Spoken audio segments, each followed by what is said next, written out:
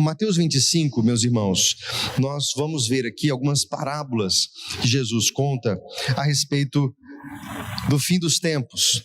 Nós chamamos isso de sermões escatológicos. Então, no capítulo 24, ele vai falar da parábola do dono da casa e do ladrão, depois a parábola dos 2 servos, e aqui agora no capítulo 25 ele vai falar da parábola das 10 virgens, é uma parábola um pouco mais conhecida, também a parábola dos talentos, e depois a parábola aqui das ovelhas e dos bodes.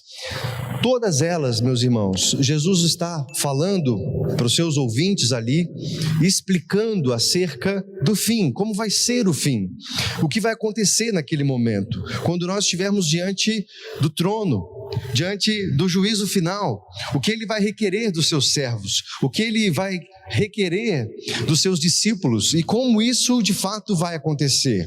Então, essa parábola que eu quero ler com você, a partir do verso de número 14 de Mateus 25, tem esse contexto e a gente precisa ler exatamente dentro dessa perspectiva, ok?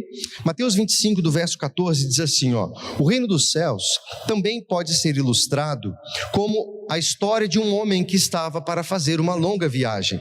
Então perceba que ele está aqui continuando a parábola de cima, não é? Das 10 virgens. Então ele vai dizer, o reino dos céus também pode ser comparado ou ilustrado com a história de um homem que estava para fazer uma longa viagem. Ele reuniu seus servos e lhes confiou seu dinheiro, dividindo de forma proporcional a capacidade deles.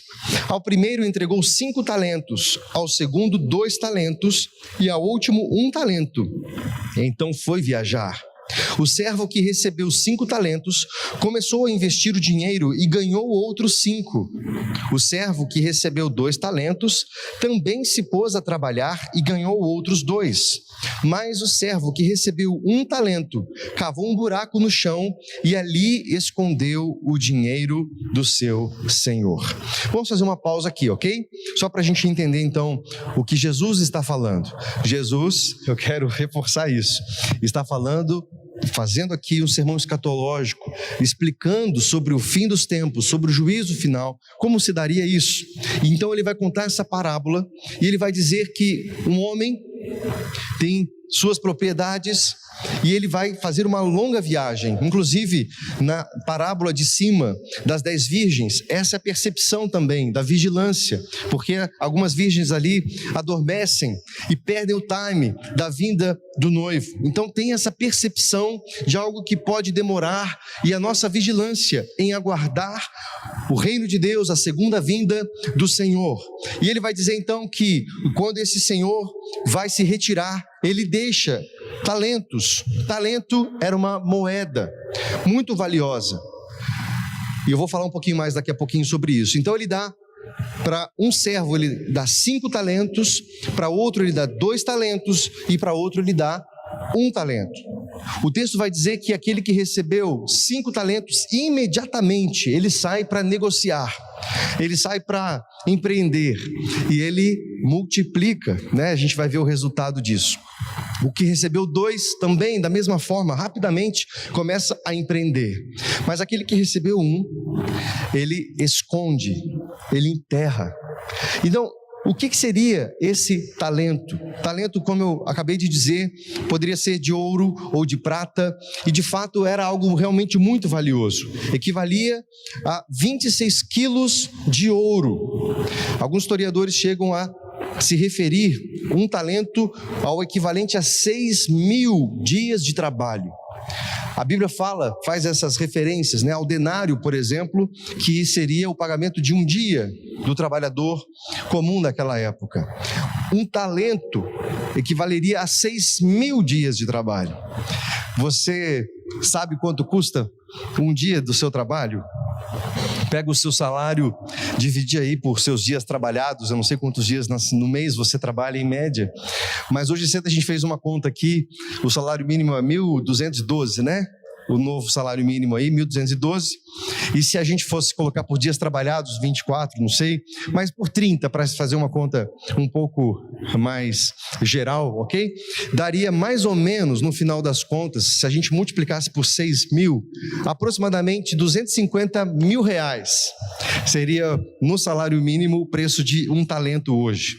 Mas não importa exatamente essa conversão cambial, ok?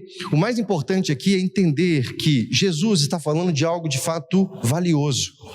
Quando os ouvintes ouviam essa palavra, sabiam que Jesus estava fazendo uma referência a algo que tinha muito valor. Então Jesus, ele não usa nessa parábola a referência para talento de uma maneira despretensiosa. Ele usa o talento aqui porque ele queria mostrar algo muito importante, de que ele confiou algo de fato muito valioso para seus servos. E nós somos esses servos, amém? Nós entendemos isso? Que nós somos esses servos da parábola e ele nos confia algo de muito valor, segundo a nossa capacidade para administrar. Vamos ver o que acontece então, acompanha comigo a partir do verso número 19. Depois de muito tempo, o senhor daqueles servos voltou e acertou contas com eles. O que tinha recebido 5 talentos, trouxe os outros 5 e disse: o senhor me confiou 5 talentos, veja, eu ganhei mais 5. O Senhor respondeu: muito bem, servo bom e fiel, você foi fiel no pouco, e eu porei você sobre o muito, venha e participe da alegria do seu Senhor. Veio também o que tinha recebido 2 talentos e disse: o Senhor me confiou 2 talentos, veja, eu ganhei mais 2.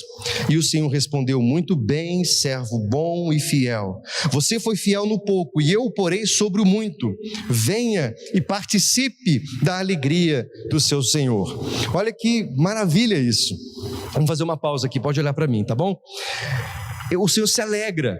Então ele deixa esses talentos ao que recebeu 5 e ao que recebeu 2, e eles são elogiados. O que eles fizeram foi ressaltado, foi elogiado, foi afirmado por esse Senhor. E ele elogia dizendo: muito bem, você foi fiel, você fez aquilo que eu estava esperando que você fizesse. Parabéns, você consegue imaginar essa alegria do Senhor? Parabéns, você acertou.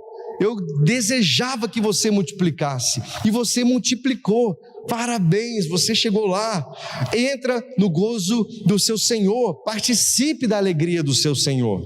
Aqui uma referência clara à eternidade, uma referência clara aos servos que vão ajustar contas com o Senhor um dia no juízo, e poderão ouvir essas palavras maravilhosas, a alegria do Senhor dizendo: parabéns, servo bom e fiel. Amém? Isso alegra você, querido? Quem vai ouvir isso? Fala pela fé aí, um amém forte aí que eu quero te ouvir, amém? Tem aí uns aí que eu acho que não está com firmeza não, hein, Sandra? Eu não te ouvi não, minha irmã. Brincadeira. Isso é muito importante, meus irmãos. Nós desenvolvemos a nossa vida aqui com essa expectativa celestial de ouvirmos um dia o Senhor olhando para nós no final da nossa história, e nós podemos ter esse privilégio de ouvir o Senhor dizer para nós: muito bem, servo bom, servo fiel, você foi fiel no pouco, sobre o muito te colocarei. Participa da alegria do seu Senhor, pode entrar. E aí na parábola seguinte, quando ele separa as ovelhas dos bodes, ele vai dizer: vinde benditos do meu Pai, entra no reino preparado para vocês desde a fundação dos séculos. Há uma alegria, uma expectativa quando ele recebe seus servos fiéis. Fiéis. A fidelidade é uma característica importante dos discípulos de Jesus. Agora o 24, acompanha por favor. Por fim veio o que tinha recebido 1 talento e disse: eu sabia que o Senhor é um homem severo, que colhe onde não plantou e junta onde não semeou. Por isso tive medo, saí e escondi o seu talento no chão. Veja, aqui está o que te pertence. Imagina esse servo. Ele estava ali na fila, talvez os 2 primeiros ali multiplicaram, e ele viu que eles foram elogiados, e aí chega esse servo aqui que recebeu 1 talento, e ele estava ali na expectativa, né, de ser chamado, e talvez ele pensando, olha, eu não perdi nada, eu não ganhei, mas também não perdi, não fui tão mal assim, não é verdade? Não estou devendo ninguém, minha conta bancária tá positiva ali, eu não perdi nada, tem gente muito pior que eu não estou tão mal assim, eu não perdi o que ele deu, vou devolver o que ele me entregou e está tudo certo. E ele ali na expectativa. Mas meus irmãos, olha só o que acontece com esse servo que enterrou o talento que ele recebeu. 26, e o Senhor olha para ele e responde: servo mau, servo negligente, servo relaxado, você sabia que eu colho onde não plantei e junto onde não semeei? Então você deveria ter confiado o meu dinheiro aos banqueiros, para que quando eu voltasse o recebesse de volta com juros. Tirem o talento dele e entreguem-no ao que tem 10, pois a quem tem será dado e terá em grande quantidade, mas a quem não tem, até o que tem lhe será tirado. E lancem fora o servo inútil nas trevas, onde haverá choro e ranger de dentes. Olha só o que esse servo ouviu. Alguém que não perdeu, mas também não ganhou, ficou na média. Ele chega diante do Senhor e ele é chamado de mau, ele é chamado de relaxado, ele é chamado de negligente, e lá no final ele é chamado de servo inútil. Meus irmãos, como é que você recebe essas palavras aqui? Jesus está ensinando algo muito poderoso, ensinando que o Senhor tem uma expectativa sobre seu servo, sobre mim, sobre você, de multiplicação. Repete essa palavra comigo, multiplicação. Vamos lá, 1, 2, 3. Mais forte, vamos lá? Multiplicação. Há uma expectativa desse Senhor por multiplicação. E se tem uma palavra que se repete na Bíblia, se existe um resumo do sonho de Deus, é sobre essa palavra multiplicação. A primeira palavra de Deus para o homem, para Adão e Eva, é: multipliquem-se, encham a terra, reproduzam. Você conhece a história, Deus vai ter que formatar a máquina, vem o dilúvio, levanta Noé sai da arca após o dilúvio. Qual é a primeira palavra de Deus para a família e para Noé? Multipliquem-se, encham a terra, se reproduzam. Esse é o sonho de Deus. O evangelho, o reino de Deus tem a ver com multiplicação. Isso se repete na Bíblia inteira. Deus vai levantar um povo, chama Abraão, e ele vai dizer: Abraão, eu vou multiplicar você, em ti serão benditas todas as famílias da terra. Eu vou levantar um povo, olha para o céu, conta as estrelas, se é que podes, conta as areias da praia do mar, tenta contar, eu vou fazer vocês numerosos, porque existe no meu coração um DNA, um propósito de multiplicação. Existe uma expectativa por multiplicação. Quando nós olhamos para nós, a criação de Deus, quando você olha para o seu corpo, você pode ver células se multiplicando diariamente, crescendo, desenvolvendo você. Quando os bebezinhos são formados, isso é tão louco. Uma célula de um homem que se junta com uma célula de uma mulher, e após milhares e milhares de processos de multiplicação, aquele feto vai crescendo, vai ampliando, vai gerando um ser vivo, uma criança que nasce, que se desenvolve, aprende a falar, aprende a andar, aprende a se comunicar, a se relacionar, a trabalhar, a servir, e ele casa, e agora se reproduz e forma outras crianças, que crescem, formam outras crianças, se multiplicam. A criação revela esse DNA do nosso Deus. Quando nós olhamos para o universo, queridos,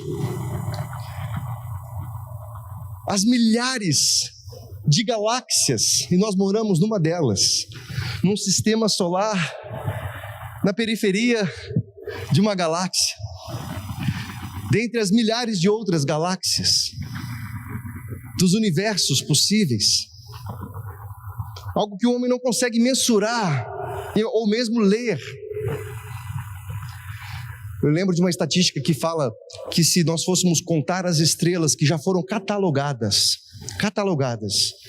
contássemos uma por uma, a cada 1 segundo, 1, 2, 3, 4, nós demoraríamos 2.300 anos para contar as estrelas conhecidas, catalogadas, porque o nosso Deus é um Deus de multiplicação, e quando Ele cria o seu povo, Ele tem uma expectativa por multiplicação, e quando Ele recebe esses servos que multiplicam aquilo que receberam, há uma alegria no coração do Senhor, há uma alegria no coração desse homem. E aqui nós vemos um princípio muito importante, o quanto ele se decepciona com os seus servos que não multiplicam, que enterram, que são negligentes com aquilo que receberam do Senhor. E nós vamos entender, meus irmãos, o que de fato significa esses talentos. E o primeiro aspecto que eu já ressaltei aqui, eu quero que você, se estiver anotando, anote. Os talentos têm um alto valor. Os talentos têm um alto valor. E Ele confiou isso a nós, seus servos. Ele confiou isso a você. E o que você poderia dizer sobre a sua caminhada que tem muito valor, sobre a sua vida que tem muito valor? O que você poderia olhar para você e dizer: isso tem muito valor? Dentre essas coisas, talvez você tenha pensado na sua família, na sua saúde, né, em algo aí sobre a sua vida, mas pensa bem sobre tudo isso. O que é que tem mais valor? O que é mais valioso que Deus deu a você, que Deus confiou a você? E meus irmãos, essa é uma noite de Santa Ceia. Nós vamos ceiar daqui a pouco, e nas nossas mãos vai estar daqui a pouquinho esse cálice que representa o sangue de Jesus, que foi vertido, que foi derramado por mim e por você, amém? Aqui está um pãozinho que representa o corpo de Cristo, que foi moído, que foi partido por mim e por você. E meus irmãos, essa é a maior dádiva que eu e você poderíamos receber. Um inocente que pagou a sua dívida, que pagou o preço do seu pecado, que perdoou todas as suas dívidas. E aí era um bom momento de você falar um amém aí, viu? Você crê nisso? Você estava caminhando para o inferno. Vem Deus, ao amar tanto, entrega seu único filho para morrer por você, para derramar o sangue por você e para comprar você, e agora te transportar para o reino do Filho do seu amor. Você perdeu outra oportunidade aí de dar um aleluia, glória a Deus. Se eu creio, isso é verdade para a minha vida. Ou o frio vai vencer você. Você pode glorificar o Senhor, querido. Isso é verdade para você. Você crê no sangue de Jesus que perdoa os seus pecados, que te faz uma nova vida. Essa é a maior dádiva que nós poderíamos receber, é o maior presente que nós poderíamos receber: salvação, vida eterna. E queridos, essa é a centralidade do Evangelho de Jesus. Um Deus que se entrega, que vem ao mundo. Essa é a boa notícia do Evangelho. Aquele que não conheceu o pecado, se fez pecado por nós, para que nele fôssemos feitos justiça de Deus. Somos justificados por causa do sangue de Jesus, e por isso podemos herdar a vida eterna. Nós somos salvos pela graça, mediante a fé, e isso não vem de nós, é dom de Deus, não por obras, para que ninguém se glorie. Aí você perdeu outra chance. Está perdendo essa chance aí, Sandra. Amém. Glória a Deus, meus irmãos. Isso precisa aquecer o nosso coração nessa noite. A noite onde nós podemos celebrar a vida em Cristo Jesus. E meus irmãos, não existe nenhuma alegria maior que essa. A alegria de ter filhos. Filhos é uma bênção. Eu tenho 2, os amo maravilhosamente. É maravilhoso e lindo, mas nada pode se comparar ao amor de Deus. Ser casado, ter um cônjuge, um bom trabalho, um conforto, absolutamente nada se compara a dádiva da salvação. E essa é a maior dádiva, é o maior talento, no sentido de valor que nós recebemos. A Lila e a Paola hoje cedo aqui compartilharam a experiência do evento que elas participaram e falaram o evento que se chama A Pérola, que aconteceu lá na igreja da Lagoinha, né, em Belo Horizonte, do Diante do Trono, Congresso de Mulheres. E essa é a nossa pérola de maior valor. Jesus vai dizer que o reino de Deus é semelhante a um homem colecionador de pedras preciosas. E quando ele encontra a pérola de maior valor, ele vende todas as outras, tudo perde o valor, para adquirir aquela pérola de maior valor. É o reino de Deus. Meus irmãos, o Senhor confiou isso a nós. Ele nos confiou, e sabe o que Ele espera de nós? Multiplicação. Que a gente multiplique esse evangelho na vida de outras pessoas, que a gente compartilhe esse evangelho, que a gente compartilhe essa boa notícia, que a gente compartilhe essas boas novas da salvação. É isso que Ele deseja, e nós vemos isso de Gênesis a Apocalipse. Quantas parábolas Jesus vai falar de multiplicação? Tudo na criação aponta para a multiplicação. Pega uma fruta, dentro da fruta tem suas sementes. Planta essa semente, elas vão gerar outras frutas, que com potencial de gerar outras sementes e outras frutas e outras sementes e outras frutas, porque o nosso Deus é um Deus que projeta tudo em multiplicação. E existe um retrato do futuro em Apocalipse dizendo que haverá um dia uma grande multidão de todas as tribos, povos e raças, adorando ao Rei, dono do universo. E eu quero estar nesse lugar. E quero levar pessoas comigo para esse lugar também. Porque o Senhor sonha com multiplicação desde o começo, em formar uma família que cresce, que avança. E Jesus está falando que algo nos foi dado, que esse talento nos dado conforme a nossa capacidade, nos foi dado com essa expectativa de multiplicação. Eu compartilhei hoje cedo aqui alguns pastores que eu gosto muito e acompanho hoje na internet.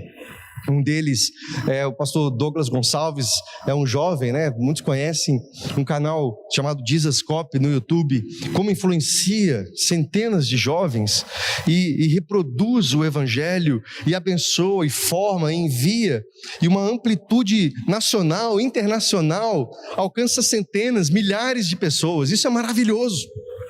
Maravilhoso como ele, recebendo esse talento, pode reproduzir isso e multiplicar isso. Agora, qual é a dimensão do meu chamado? Qual é a dimensão da minha influência como pastor? Talvez o Senhor não tenha me chamado para ter um canal com 2 milhões de inscritos no YouTube, para ser um youtuber, alcançando pessoas e fazendo grandes conferências no Brasil. Mas qual é a minha influência? Como é que eu posso multiplicar esse evangelho? E multiplicação, queridos, é diferente de adição.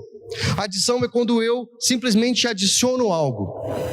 Multiplicação é quando eu adiciono isso e ensino isso a multiplicar, a ganhar outro.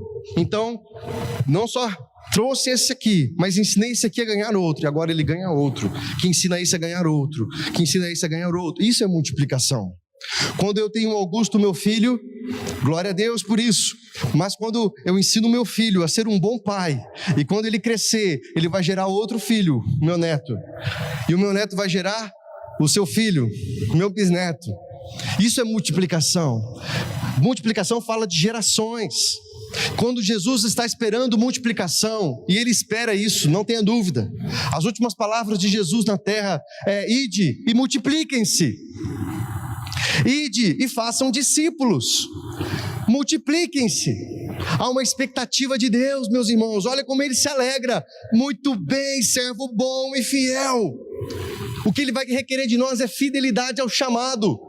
O que Ele vai requerer de nós não é religiosidade. Se você frequentava cultos, se você dava o dízimo, se você ajudava os pobres, tudo isso é muito bom, meus irmãos.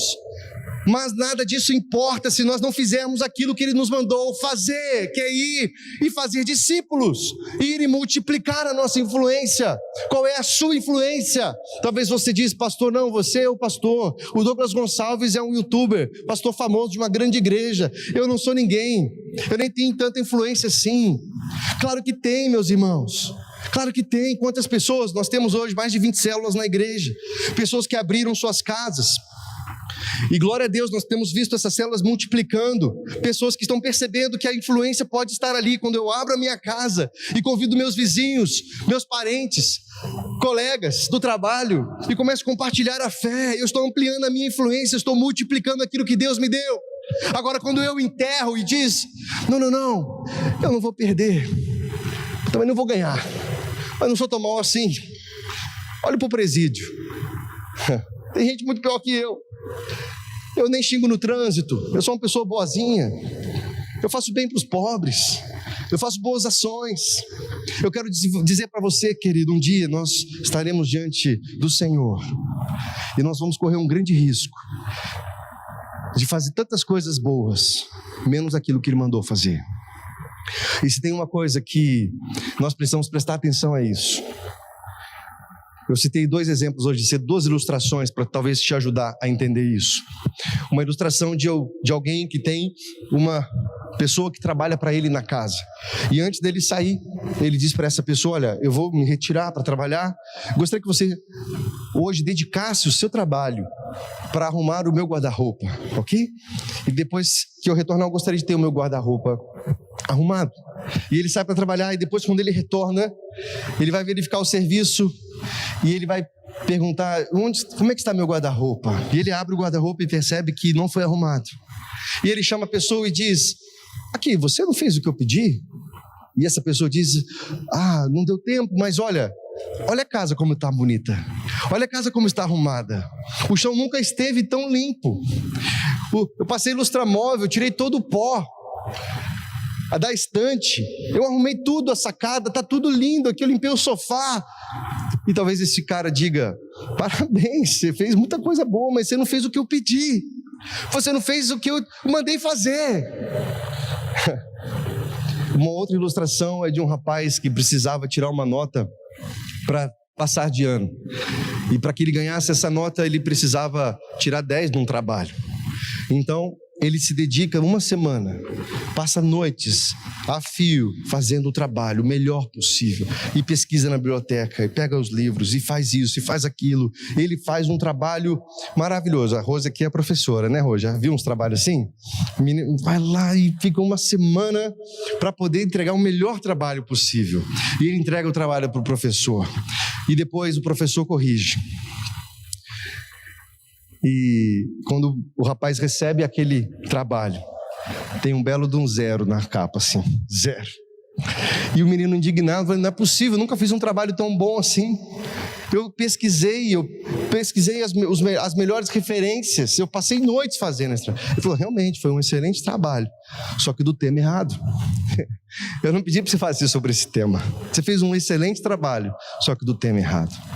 Jesus está alertando aqui, queridos, que existe algo que Ele nos mandou fazer.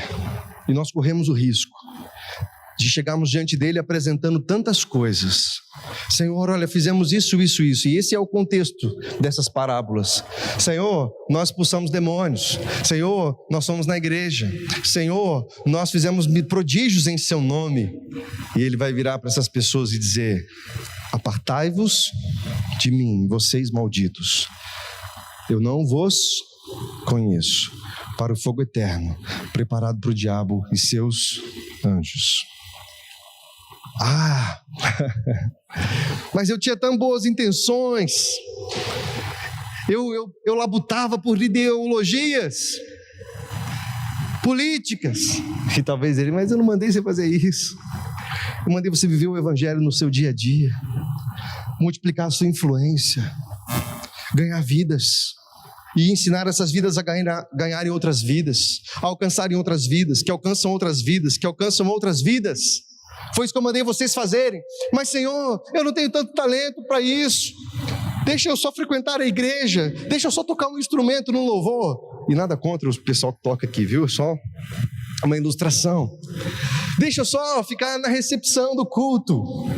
Não queira muita coisa de mim não, eu já estou fazendo muito. Eu chegava na igreja cedo e eu era o último a sair. Ok, mas eu não mandei você fazer isso. Faça essas coisas, mas sem deixar de fazer aquilo que eu mandei você fazer.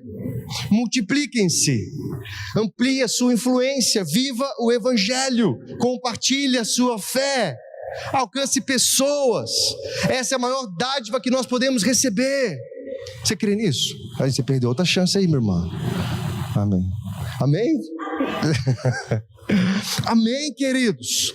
Se essa é a nossa maior dádiva, esse é o maior presente, o nosso maior talento, no sentido de valor, porque nós não anunciamos, porque nós nos calamos, porque que nós somos rápidos em compartilhar fake news às vezes, anunciar candidatos e nomes aqui e lá, esquerda, direita, e nós somos os gladiadores, cabos eleitorais, mas como cristãos nós somos medrosos, mesquinhos, não anunciamos o Evangelho, não compartilhamos a fé, olhamos para trás, 30 anos de igreja, e não conseguimos enxergar pessoas que conhecem o Evangelho por minha influência, pelo meu testemunho. Quando eu não conheço os meus vizinhos, eu não sei o nome deles, eu nunca os convidei, eu não sei quem trabalha na mesa do meu lado, eu passo 4 anos na universidade com alguém, não compartilho a minha fé, não compartilho aquilo que é mais precioso para mim, não desenvolvo o talento que Ele me deu, no sentido de valor, de um Deus que se entrega no meu lugar, vai para a cruz, derrama o sangue dEle, e eu compartilho figurinha da Copa, e eu não estou entendendo o que aconteceu comigo. Eu preciso de um encontro com Jesus, eu preciso de um encontro com esse Evangelho, e quando eu tiver esse encontro com o Evangelho, ninguém vai precisar me mandar vir na igreja, ninguém vai precisar me mandar dar oferta, ninguém vai precisar me mandar abrir uma célula. Eu quero ampliar a influência, Senhor, eu quero multiplicar o que há de mais valioso, o meu maior talento, conforme a capacidade que o Senhor me deu. O Senhor não vai requerer de mim um alcance talvez global, Ele deu esse talento para outros e vai requerer deles, mas o que Ele vai requerer de mim? Qual é o meu nível de influência? Em quem eu estou alcançando, quem você está alcançando, querido? Talvez você já esteja cansado de me ouvir falar.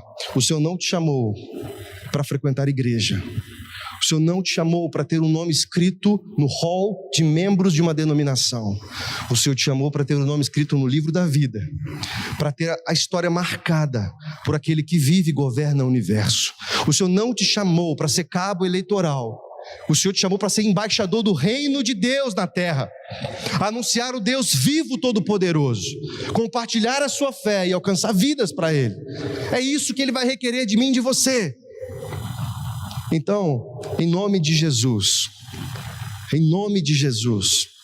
aceite esse chamado, querido, porque um dia você vai estar diante dEle. E o que eu desejo é que Ele olhe para mim e diga: muito bem, servo bom e fiel. Foste fiel no pouco, sobre o muito te colocarei. Entra no gozo do seu Senhor. Eu não gostaria de ouvir, eu não quero ouvir. Servo mau e negligente. Você sabia que eu colho onde não plantei, que junto onde não semeei? Você teve medo? Lancem fora o servo inútil nas trevas, onde haverá choro e ranger de dente. Queridos, isso aqui precisa reordenar a nossa vida. Se você olhar para o sangue de Jesus derramado numa cruz, isso não mexer com você, você tomar esse cálice daqui a pouco, sair daqui, ligar o Fantástico, ligar seu Netflix e tocar a sua vida como se nada tivesse acontecido, há um problema na comunicação do Evangelho aqui do altar. Se na segunda-feira, na terça, nós não desejarmos compartilhar o Evangelho de um Deus que rompe a história, entrega a sua vida por mim, a maior prova de amor, se isso não reorganiza a minha vida, existe alguma coisa errada com a minha percepção do Evangelho. Permita, querido, que o sangue de Cristo, que é a novidade do Evangelho, a boa notícia do Evangelho, reorganize as suas prioridades. Ajude você a descansar, a buscar em primeiro lugar o reino dos céus e a sua justiça, Ele vai cuidar de você. Se empenhe em cuidar do reino, em expandir o reino, em multiplicar o reino, porque o que esse Brasil precisa, a nação precisa, é do Evangelho de Jesus. O Evangelho que sara, que liberta, que transforma, que muda realidades. É essa notícia que nós precisamos anunciar, querido. Esse Evangelho que nós precisamos anunciar, o Evangelho do Deus vivo, todo-poderoso, que transforma, que salva, que ele não caia, querido, em armadilhas nesse mês que antecedem aí as eleições. Não caia. Seja um embaixador do reino de Deus, porque se há algo que o Brasil precisa, é do Evangelho puro e simples, de um Deus que se fez carne e morreu no seu lugar. Vamos ficar em pé, meus irmãos. Pensa em como você tem administrado esse talento. Quantos talentos você recebeu? Qual é a amplitude da sua influência? Talvez você está aqui desviado, afastado.